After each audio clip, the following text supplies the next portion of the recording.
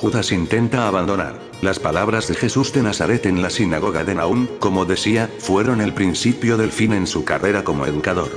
Desde aquel día, nada fue igual. Poco a poco, los miles de seguidores fueron desertando. Daban toda clase de excusas o no daban ninguna. Sencillamente desaparecían. Los discípulos estaban desolados. ¿Qué sucedía? ¿Por qué la gente que había tratado de hacerle rey hacía escasos días lo abandonaba? El Iscariote se acercó una mañana a Andrés y, como jefe de los discípulos, le manifestó que no estaba contento con la situación. Deseaba abandonar. Andrés hizo lo posible, y lo imposible, para que Judas permaneciera con el grupo. Y alabó su trabajo como tesorero. La verdad es que nadie tenía queja. Era una labor impecable. Y debo insistir en ello. Judas Iscariote no era un ladrón, como aseguran las iglesias y la tradición. El dinero no le interesaba. Eran otros asuntos los que le obsesionaban, como ya refirió el mayor en sus escritos. El Iscariote se quedó pensativo y, finalmente, manifestó: le doy 2 semanas, el maestro tiene que aceptar, es el Mesías. Su misión es clara: liberar a su pueblo del yugo romano. Andrés escuchó, perplejo. 2 semanas. Repitió el Iscariote. Y se alejó. Las 11 mujeres, en cambio, se mantuvieron firmes. Lucharían por el rabí hasta el final. Eso dijeron. Los menos o nada afectados fueron los gemelos, que siguieron a lo suyo, fregando y cocinando, y Tomás, incrédulo por encima de todo. Solo le importaban sus dados y el trasero de Raquel, con la que flirteaba mientras le enseñaba a hablar. La mayoría, en suma, aparecía desconcertada. La súbita y combativa postura del rabí los tenía confusos y, en cierto modo, acobardados. Esa noche del 30 de abril del año 29, sábado, Jesús no cenó. Nada más regresar al caserón dio las buenas noches y se retiró al palomar. Allí quedó el grueso de los íntimos, en la tercera casa, peleándose. El maestro, decían unos, ha perdido una oportunidad de oro. En la sinagoga estaban los representantes del Sanedrín, de Herodes Antipas y del pueblo de Naúm. Era el momento de aceptar que es el Mesías libertador. Andrés y Mateo Leví intentaban explicar que el mensaje del rabí era otro. Las mujeres apoyaban a estos últimos, pero los que más gritaban eran los primeros, con Pedrito y Juan Zebedeo a la cabeza. Me retiré, aburrido, bien entrada la noche. Aquello no tenía solución. Al día siguiente, domingo, 1 de mayo, David Zebedeo, el jefe de los correos, trajo inquietantes noticias. Los malditos fariseos estaban convenciendo a los vecinos de Naúm para que dieran la espalda al Galileo y, sobre todo, a sus blasfemas enseñanzas. En una semana, el número de creyentes en el reino alado e invisible descendió alarmantemente. El 7 de mayo eran 50, contando a los discípulos y al grupo de 11 mujeres.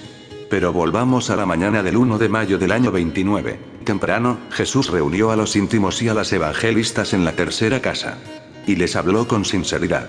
Sé que esta criba os preocupa, era necesaria. El Galileo contempló a los suyos. Percibió confusión y ansiedad en las miradas. Él presentaba ojeras.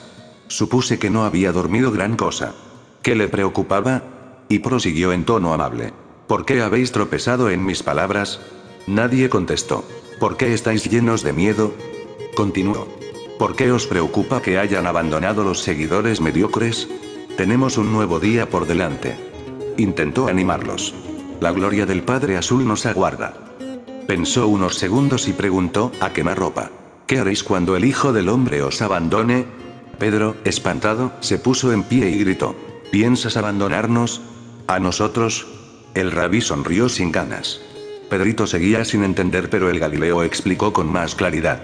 Os lo he dicho, pero no prestáis atención. Partiré, en breve, y me presentaré ante Abba si esa es su voluntad. Creo que muy pocos comprendieron el verdadero sentido de sus nítidas palabras. Lo he dicho alguna vez. Aquellos hombres necesitaron tiempo, mucho tiempo, para medio entender el auténtico mensaje del Maestro. En esos momentos seguían deslumbrados ante la posibilidad de que Jesús fuera el Mesías libertador político-religioso. No debemos olvidarlo. No aceptaban, por tanto, que el rabí pudiera abandonarlos o que fuera ejecutado. Su poder era sobrehumano. Nadie podía ponerle la mano encima. Eso pensaban, y Jesús siguió hablando.